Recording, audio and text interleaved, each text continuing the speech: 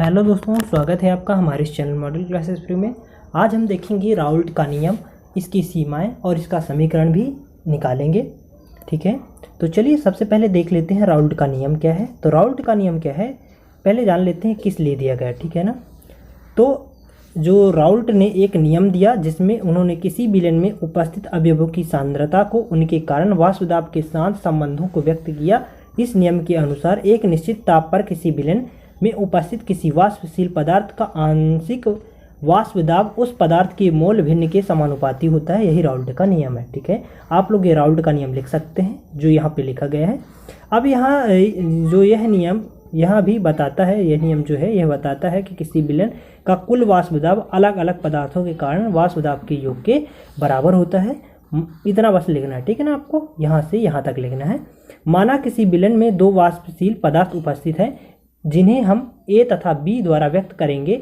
यह A पदार्थ का आंशिक दाब PA है तथा पदार्थ B का आंशिक वाष्प दाब PB है। माना A पदार्थ का मोल भिन्न XA है तथा B पदार्थ का मोल भिन्न XB है। मान लेते हैं कि A पदार्थ का मोल भिन्न क्या है, XA है, और B पदार्थ का मोल भिन्न XB है। ठीक है, तो राउल्ट के अनुसार किसी विलयन में उपस्थित किसी वाष्पशील पदार्थ का आंशिक दाब उस पदार्थ के मोल भिन्न के समानुपाती होता है। अतः राउल्ट के नियमानुसार A पदार्थ के लिए PA प्रोपोर्शनल XA और PA equal to PA 0XA, ये है हमारे पास जो प्रोपोर्शनल हटता है, तो PA 0 हमने लगा दिया।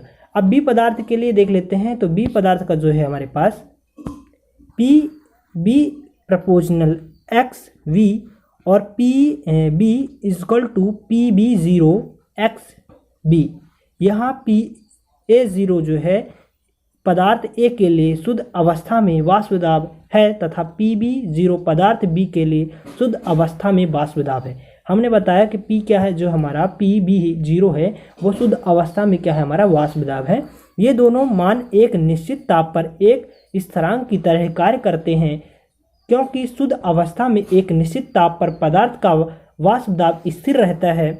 चूँकि किसी भी विलयन का कुल वाष्प दाब सभी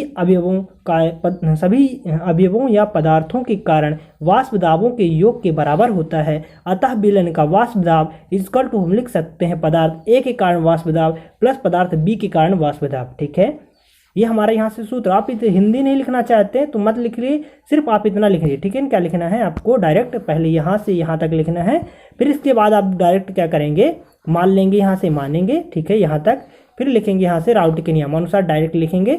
ठीक है, राउल्ट के नियमानुसार A पदार्थ के निकालेंगे, फिर B पदार्थ के निकालेंगे। ठीक है, फिर यहाँ पास बताना हो तो बताइए कि P0 क्या है आपका, जो बताना हो तो बताइए, नहीं बताना तो कोई दिक्कत नहीं। फिर आप यहाँ से डायरेक्ट लिख सकते हैं, क्योंकि किसी विलयन का कुल वाष्प दाब सभी अवयवों या पदार्थों के कारण वाष्प दाबों के योग के बराबर होता है। अतः विलयन का वाष्प दाब इक्वल टू पदार्थ A के कारण वाष्प दाब प्लस पदार्थ B के कारण वाष्प दाब P equal to PA plus PB। समीकरण में दोनों के मान रखने पर, हमारा समीकरण जानते हैं कि PA का मान जो है वो रख देंगे और PB का जो मान है वो रख देंगे। ठीक है ना, ये हमने रख दिया। चूंकि हम जानते हैं, अब हम जानते हैं कि विलयन के सभी मोल अंश का कुल योग 1 के बराबर होता है। किसके बराबर होता है, 1 के बराबर होता है, आपको पता होगा। अर्थात हम लिख सकते हैं XA plus XB equal to 1 होता है। आपको पता है कि XA और XB को अगर जोड़ते हैं तो कितना आता है, इक्वल टू 1 आता है। अब X हमको जरूरत है, X यहाँ पे हम चेंज करेंगे। ठीक है ना, तो XA हमने लिख लिया, चाहे तो हम XB को भी रख सकते थे, लेकिन हमको XA की जरूरत है, इसलिए हम XA इक्वल टू 1 माइनस का XB, जो हमारा XB है, ठीक है ना, इधर आएगा तो वो माइनस में हो जाएगा, तो माइनस में रख दिया। ऊपर समीकरण में यह मान रखने पर, ऊपर जो हमारा समीकरण है इसको हम मान लेंगे समीकरण नंबर 1 मान लेंगे। ठीक है, इस वाले समीकरण को हम 1 मान लेंगे, फिर लिख देंगे समीकरण 1 में मान रखने पर यह रख देंगे, तो आपका ये राउल्ट का नियम आ जाए। ठीक है, ये राउल्ट का जो है आपका समीकरण आ चुका है, ये राउल्ट का क्या हो जाएगा, समीकरण आ चुका है।